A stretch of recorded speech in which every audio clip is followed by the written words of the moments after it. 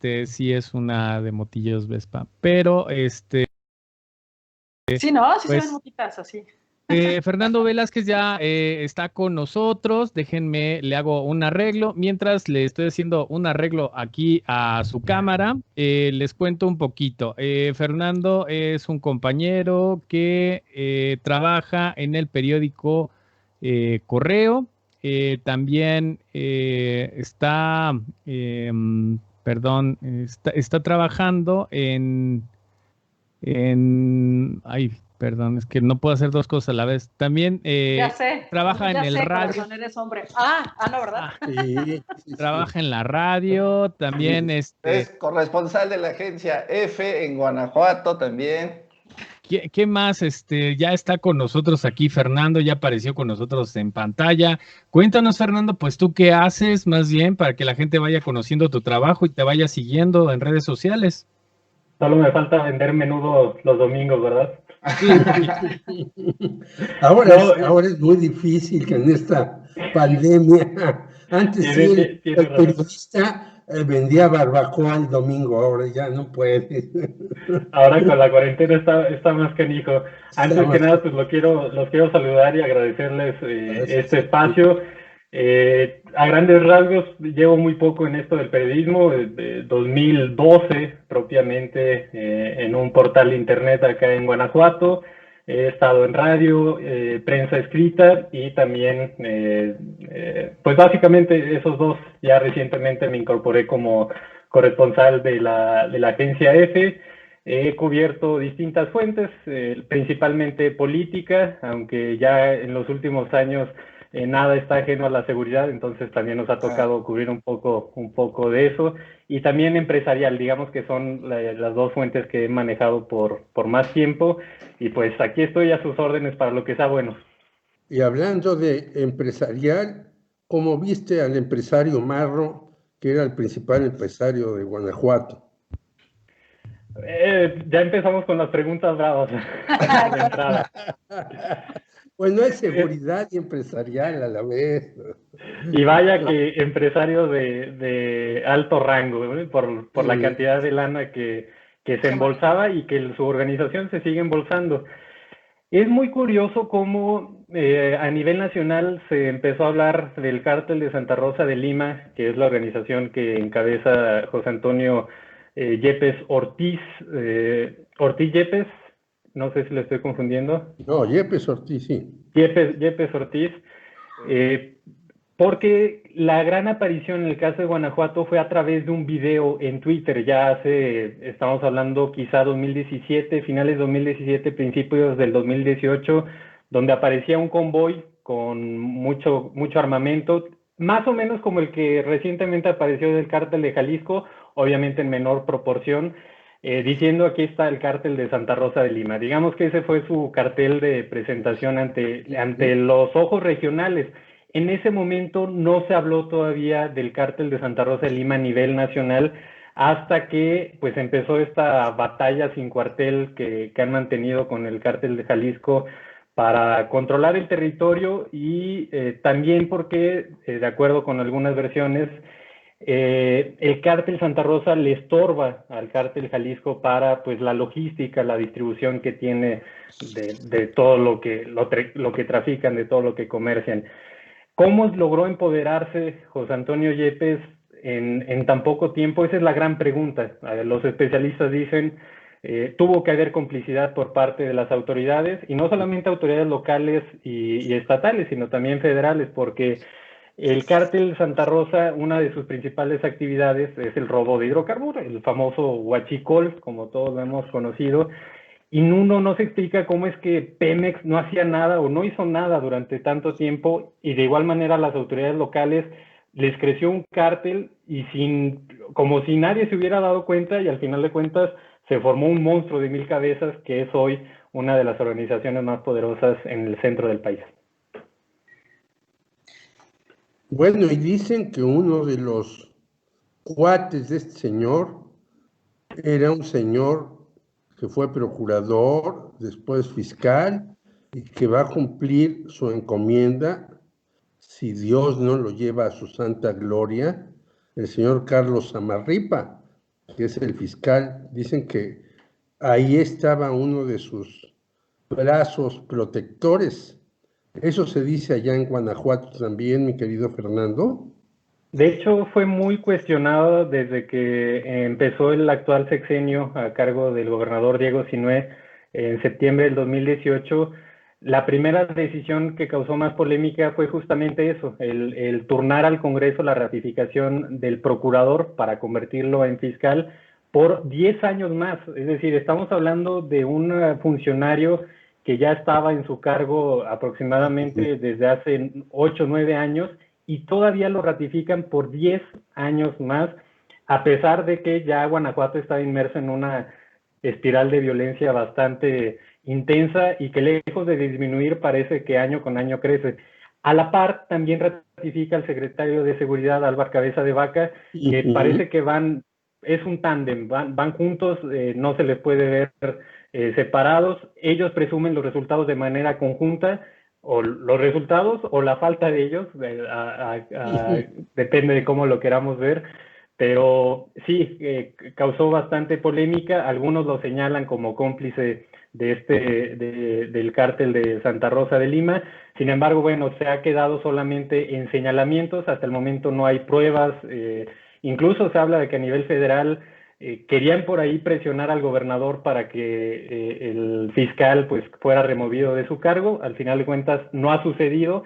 No se puede descartar que los próximos 9, 8 años que le queden en el cargo pueda suceder, pero así la situación aquí en Guanajuato.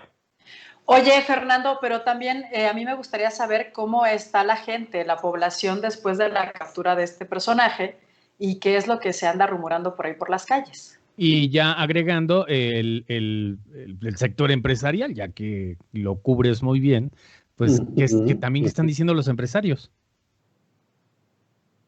Mira, la realidad es que a veces se habla de Guanajuato como si fuera una sola masa amorfa, y pues como cualquier entidad tiene sus puntos, sus centros urbanos muy marcados, y hay regiones que quizá no están tan conectadas, no tienen tanta población.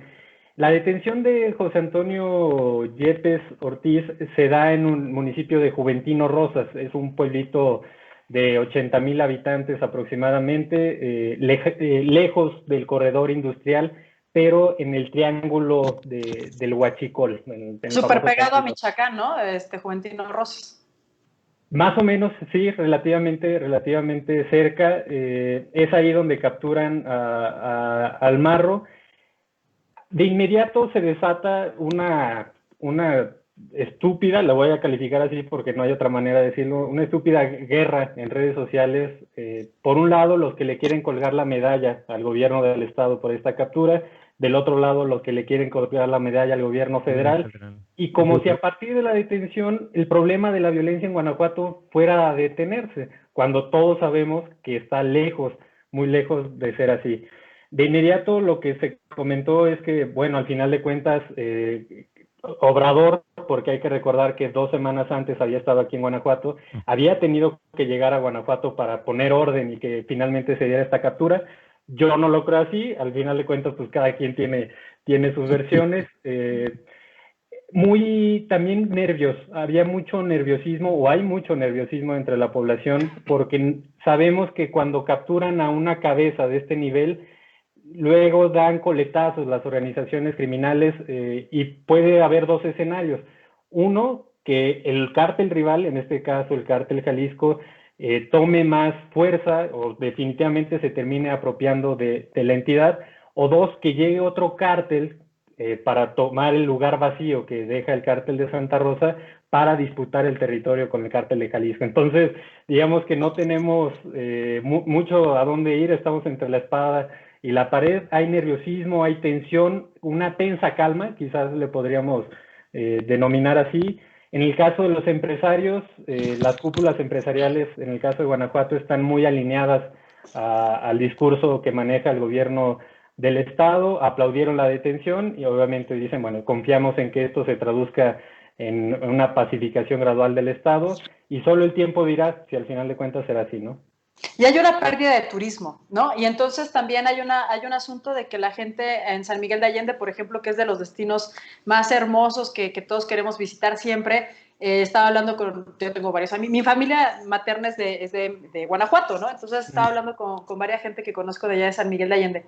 Y me decían que pues está cañón porque no hay mucho trabajo, porque los negocios están cerrados. Mi hermano trabaja en San Miguel de Allende y pues la situación no está nada fácil, porque si de por sí por el coronavirus la gente no está viajando, porque es lógico, pues ahora imagínate todo este asunto de la delincuencia y el cártel, etcétera, está pegándole todavía más al turismo, a la economía del Estado, y entonces no nada más estamos hablando de un Estado que no tiene gobernabilidad y seguridad, sino que además su economía se está yendo al bote y que de por sí sabemos que no es tampoco de los estados más ricos, ¿no?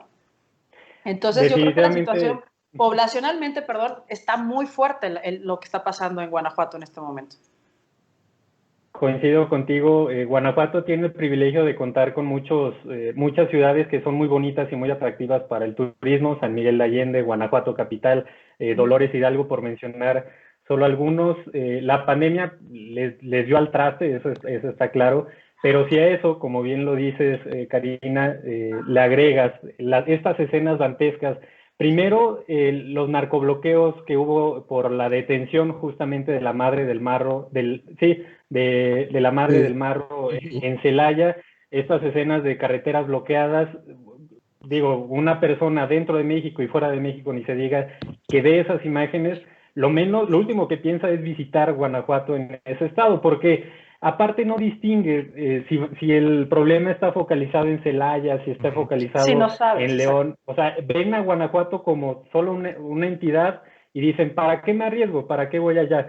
Y luego, para acabarla de amolar, pasa esto en Irapuato, que de verdad es lo que más me ha impresionado, yo creo, en el poco tiempo que llevo trabajando de reportero. La masacre en Irapuato de 27 personas, uno dice, ¿cómo pudimos llegar como sociedad a estos niveles de violencia? Las imágenes, bueno, hablan por sí solas, y todo eso, al final de cuentas, pues al turismo, que está muy, muy golpeado, pues terminó por darle el tiro de gracia, porque también se le suma la cancelación del Cervantino, la muy probable cancelación del Festival Internacional de Globo, que digamos son grandes eventos referentes en el estado, y pues no se ve la verdad nada esperanzador el panorama en el tema turístico. Así es. Oye, y cuéntanos un poquito con esta detención que le hicieron como mucho alaraca de los drones y demás. Esa es una. Y la otra, ¿cómo se siente la prensa con todo esto? Los compañeros. Hay que decir que la comunicación en Guanajuato, al menos hacia los medios locales, es a cuentagotas, es bastante hermética. La Fiscalía General de Guanajuato, con esta aura que tiene de ser un órgano autónomo, solo informa lo que quiere y cuando quiere. Es decir, uno termina enterándose luego por medios nacionales cuando ocurren cosas relevantes. Los detalles del operativo, por ejemplo, jamás en la vida se dieron detalles acá en Guanajuato, se dio o los conocimos a partir de medios nacionales. Este tema de la vigilancia que hacían a través de drones de alta tecnología, drones silenciosos, y que de los cuales el Marro tenía conocimiento. Digo, no es la primera vez que intentaban detenerlo, es la primera vez que lo logran, pero anteriormente ya lo tenían bien rastreado, tenían, digamos, tanto tiempo lo conocían que ya tenían mapeado, digamos, su trayecto, y también hay que decirlo, le habían dado golpes muy constantes y certeros al cártel hasta que finalmente pudieron detener a la cabeza.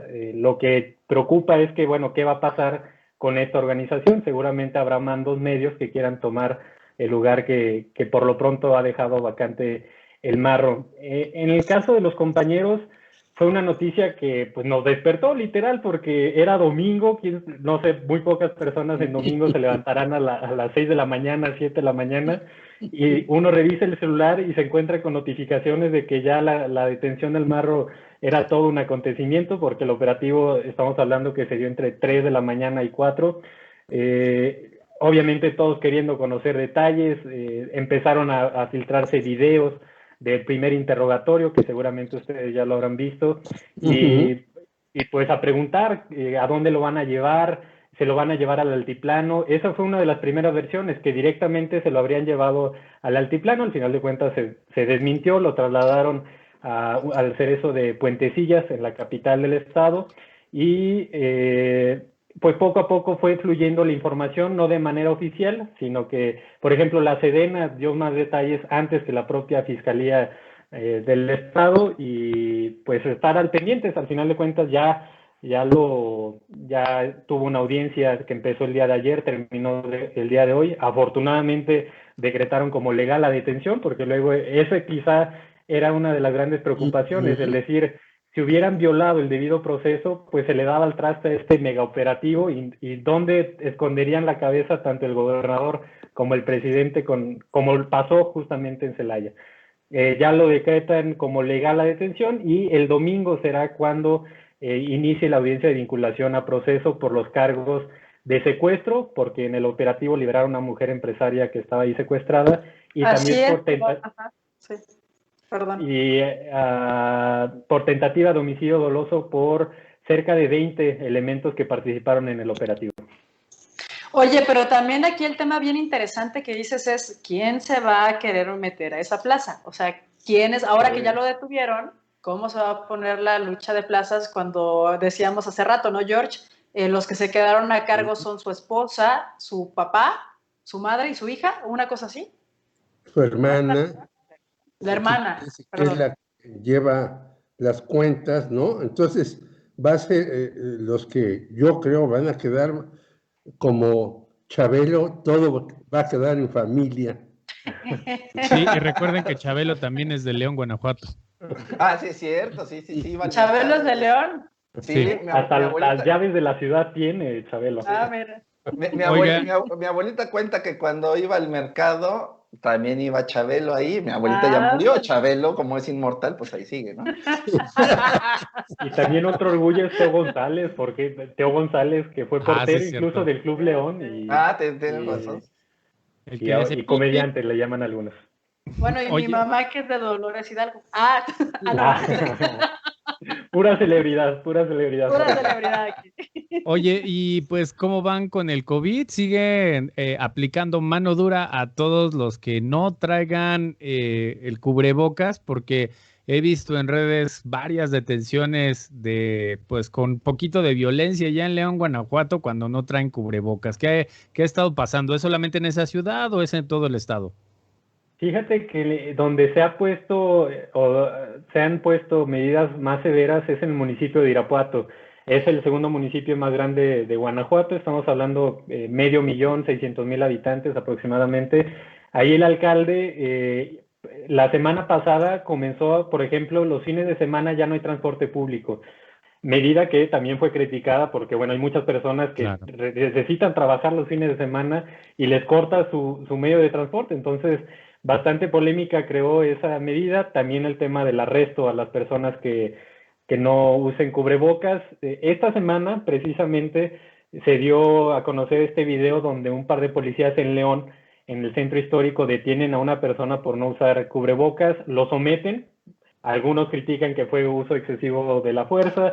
La crítica siempre puntual de que ojalá los delincuentes así los detuvieran en lugar de a las personas que no utilizan cubrebocas. Pero la multa en el caso de León puede llegar hasta los 8,600 pesos y arresto de 1 a 36 horas. Hasta el momento van cerca de 352 detenidos solamente en el caso de León.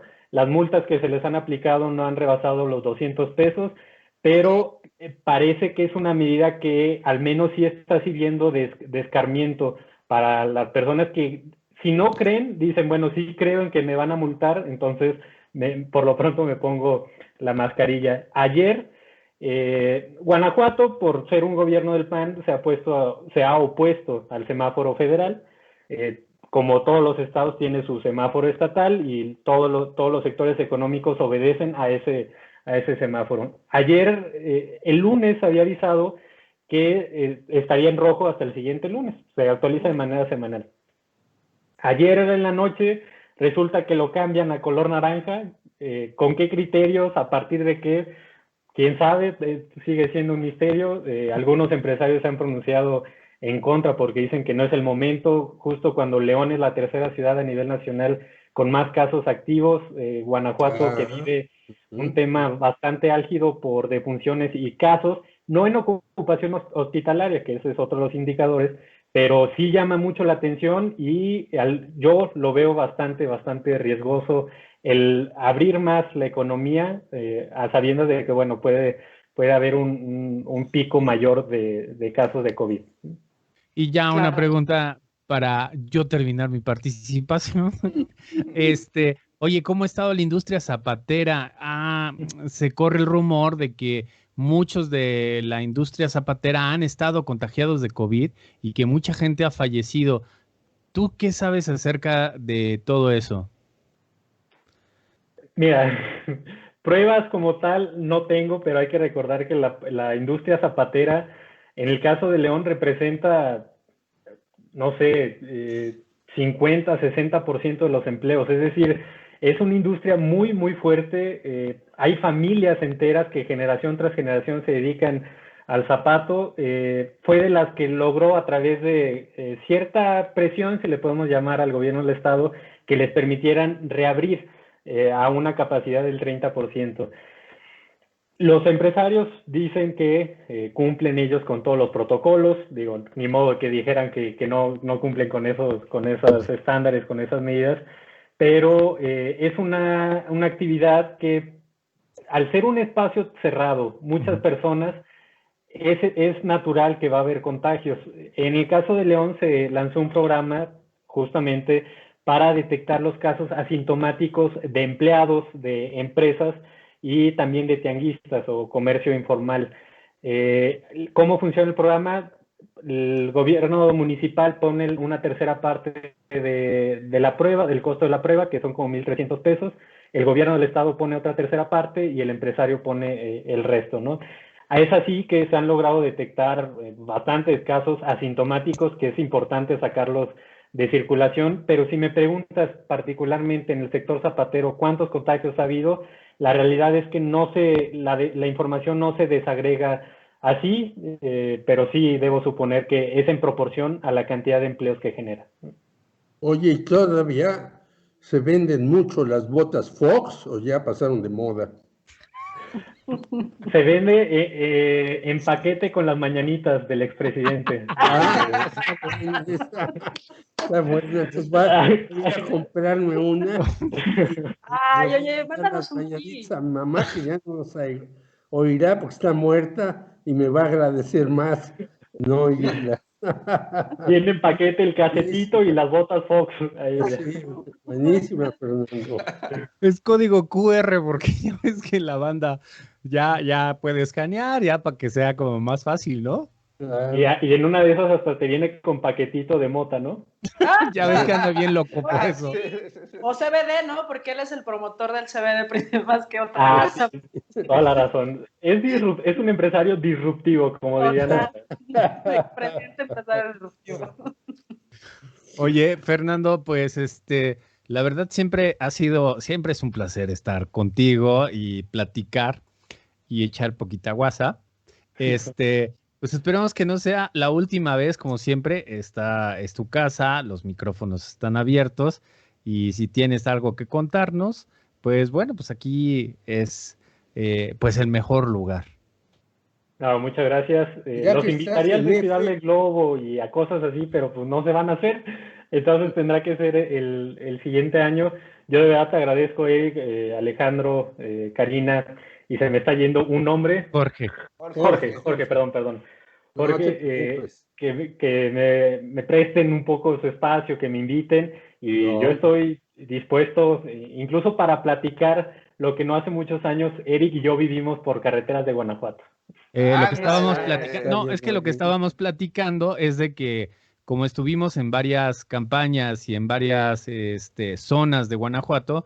En todos los municipios. Exactamente. Yo pensé, yo los iba a dejar para el viernes de sexo. Dije, pues ahí quedan bien, ahí encajan. No, no es mi tipo, no es mi tipo. Eric no ha estado en campañas, ha estado en campiñas. Pero ya aprovechando el viaje, ¿qué se dice en F del otro empresario que huyó de España? Todavía no se sabe nada del otro empresario, Juan Carlos I, porque es otro empresario buenísimo. Monarquía. No, Que es hizo que de mucho empresarios daño. exitosos hay en todos lados. Aquí en México tenemos, pero para hasta repartir en todo el continente americano. Claro. Pero del honorable señor que usted menciona, yo no sé nada. Bueno, muy bien. Gracias. Bueno, pues cuídate mucho y pues ya tenemos Gracias, pendiente Fernando, las muy amable. historias y el tour de los tacos cuando vengas aquí a la Ciudad de México. Claro, Agradezco mucho, pasen buena noche y pues aquí tienen su casa en Guanajuato. Un Gracias. gustazo, Fernando, y estamos en contacto. Abrazos. Igualmente, mucho gusto. Nos vemos. Bye, bye. Pero, Bueno, pues oigan, dice Yadira Velázquez, saludos, muchachos. Un Luis abrazo. gracias.